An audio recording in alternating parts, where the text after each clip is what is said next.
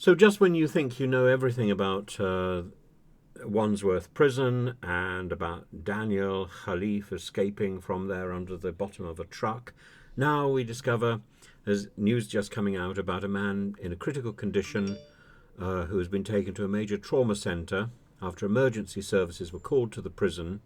Police were called at about 3:20 because an inmate was assaulted, was stabbed, and there was some sort of altercation between prisoners.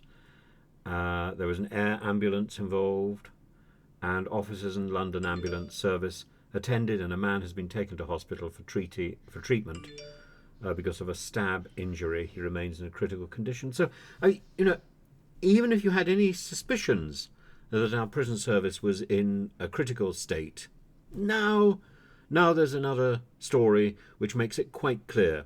This isn't a system that is working. Is this worth nearly 50 odd thousand pounds per person, per inmate, per year? Is this a reasonable amount of money to be paying for people to be for the security to be so lax that people abscond and that people are harmed while they're in prison?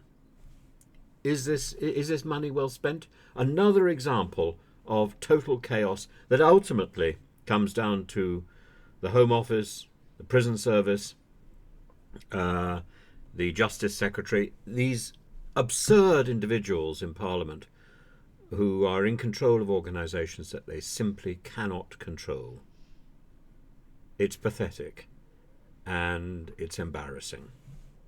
And of course, it's a great risk not only to the lives of the people who are in these prisons, it's a risk to the rest of us, because these places are not safe. These places are not safe, and we are judged by how we treat the weakest, the most vulnerable, the most the poorest in our society, and how we treat prisoners tells the world a lot about the dignity we place on human beings. And I think we treat prisoners appallingly.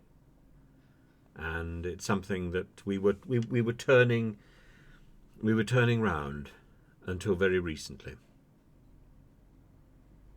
I think this is a sorry reflection on the state of our country.